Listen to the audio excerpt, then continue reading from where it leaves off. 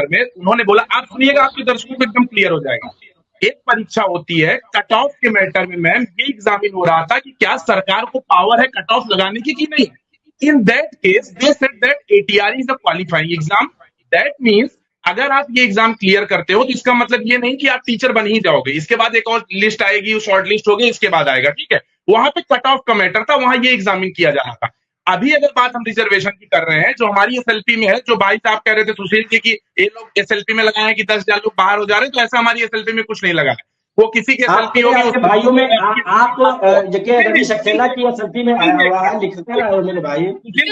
सुशील भाई उसके बाद मैम जब बात यहाँ रिजर्वेशन की आती है, तो अगर आप यहाँ पे माननीय सर्वोच्च न्यायालय ये एग्जामिन करने जा रहा है कि अगर आप एक एटीआर एग्जाम में लाभ ले चुके हैं किसी भी तरह का, एक्सेप्ट देन जो उम्र में छूट होती है उसको छोड़ के, तो क्या आप अगले स्टेज में लाभ ले पाएंगे कि नहीं, ये सर्वोच्च न्यायालय तय करेगा ना मैम। ये सर्वोच्च न्यायालय तय करेगा, ये ना हम आप तय करेंगे, ना सुशील भाई तय करेंगे, ना आप तय करेंगे, ना कोई तय करेगा। सर्वोच्च न्यायालय तो तय करेगा अनुराग भाई, लेकिन जो रूल है, रूल में तो बात लिखी गई है ना, रूल 8 में कहा नहीं गया है भर्ती का भाग है, भर्ती का भाग है। सुशील भाई मैं उसी को क्लियर कर रहा हूं बड़े भाई।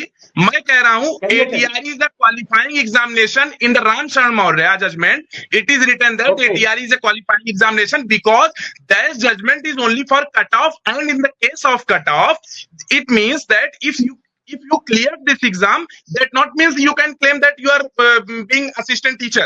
समझिए मेरी बात को, आप असिस्टेंट टीचर नहीं बन जाएंगे क्लियर करने पे, उसके बाद एक नई लिस्ट आएगी, उसमें आप शॉर्ट लिस्ट होंगे तब बनेंगे। इसके लिए उन्होंने बोला है वहां पे नियोक्ता की पावर एग्जामिन, मैं वो केस लड़ा हूं 60-65 का, मुझे एक सुनवाई बाई डेट याद है उसकी, है ना। उसमें नियोक्ता, मैम आप इतना जानती होंगी, मैं आपको बताऊं, हर जो भी एक केस होता है मैम, उसकी एक प्रेयर होती है, केस नेचर होता है, वो जजमेंट उस केस नेचर पे, उस प्रेयर पे आता है, ना कि वो जजमेंट हमेशा लागू हो जाएगा। अगर राम शरण मौर्य का जजमेंट ये हमेशा हर फील्ड में हवाला दे रहे हैं मैम, तो ये बताइए राम शरण मौर्य के जजमेंट पैरा 42 एंड पैरा 46 में लिखा है बीएड वर राइटली अलाउड। मेरी बात ध्यान से सुनिएगा, पैरा 42 पैरा 46 में लिखा है बीएड वर राइटली अलाउड। तो फिर इनसे मैं पूछना चाहता हूं, देवेश शर्मा जजमेंट में बीएड बाहर क्यों हो गया?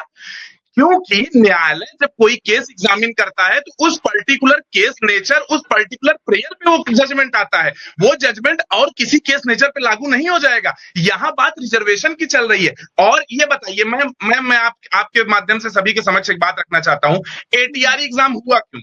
समझिएगा मेरी बात को, टेट की बात नहीं कर रहा हूं। टेट एग्जाम जो है मैम, उसकी मार्कशीट आप कहीं भी लगा सकती हैं, मैं आपके दर्शकों को बताना चाहता हूं। लेकिन जो एटीआर एग्जाम है मैम, वो सिर्फ और सिर्फ इसी 69,000 के लिए था, उसकी मार्कशीट आप कहीं नहीं लगा सकती ma'am.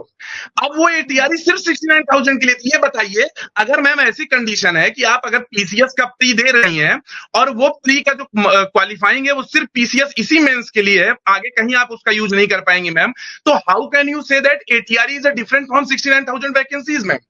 How can anyone say that ATR is a different from 69,000? ATR is held only for this 69,000 ma'am. And ATR is held only for this 69,000. So how can anybody can claim that ATR is different from 69,000? जो रामशरण, मैं फिर बोल रहा हूं ma'am, जिस Ramsharan Maurya judgement का ये हवाला दे रहे हैं, उसमें कट ऑफ एग्जामिन हो रही थी और नियोक्ता की पावर एग्जामिन हो रही थी मैम, है ना।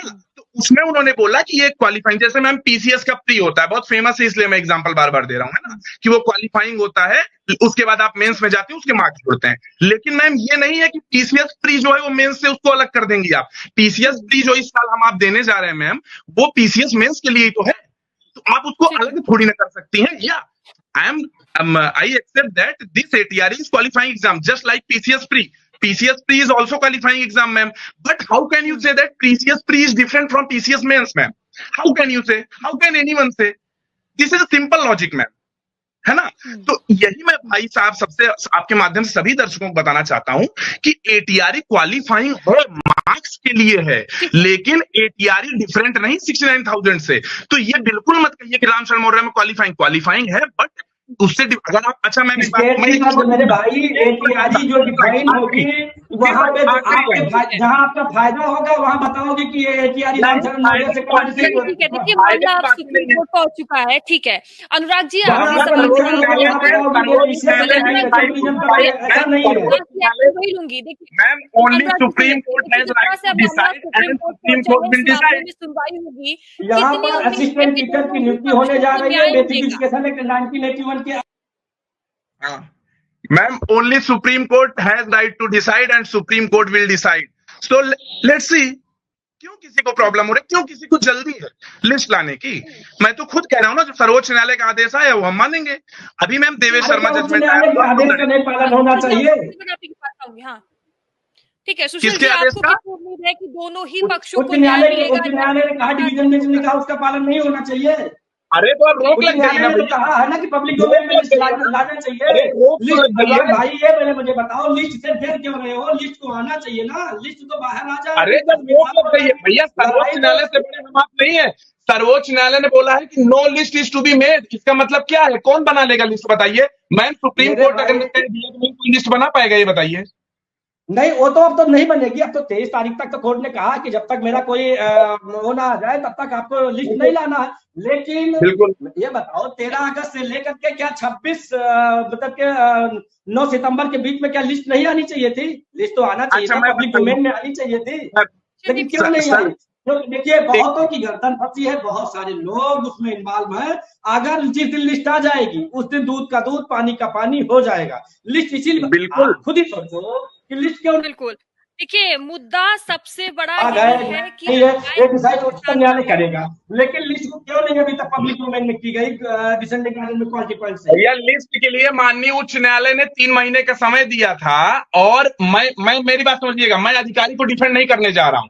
अधिकारी को मैं डिफेंड ही नहीं करूंगा, वो लिस्ट लाए ना लाए मुझसे नहीं मतलब है। मैं चयनित सूची में हूं, मेरा हित प्रभावित हो रहा है। मैं सर्वोच्च न्यायालय गया, सर्वोच्च न्यायालय ने मेरी एसएलपी जो कि चंद्रमौली मिश्रा के नाम से है मैम, मैं 40529/2024 में उसका नंबर ही बता दूं, उस पे नोटिस हुआ है राज्य सरकार को कि आप इस पे आइए और अपनी बात रखिए। तो सीधी सी बात है मैम, मेरा हित प्रभावित होगा, मैं सर्वोच्च न्यायालय जाऊंगा। और अब उन्होंने बोल दिया है no list is to be made, तो कोई दिक्कत नहीं है, सभी लोग आए अपनी बात रखें। क्या चाहे अनुराग जी हो चाहे कोई भी हो, जिसका हित प्रभावित होगा अदालत जाएगा। कोई पक्षों के साथ अन्याय नहीं होना चाहिए, दोनों के ही साथ न्याय हो। और सुप्रीम कोर्ट का फैसला आगे क्या कुछ होता है फिलहाल ये देखने वाली बात होगी। आप सभी का बहुत बहुत धन्यवाद मेरे साथ इस चर्चा में जुड़ने के लिए। और देखिए सुप्रीम कोर्ट जो अगली सुनवाई है वो 23 सितंबर को करेगा और देखने वाली बात होगी क्या मामले में सुप्रीम कोर्ट का क्या रुख होता है। लेकिन भारत समाचार के डिजिटल प्लेटफॉर्म पर लगातार इस मुद्दे को लेकर चर्चाएं जारी रहेंगी। बने रहिए भारत समाचार के साथ। बहुत बहुत धन्यवाद, बहुत धन्यवाद।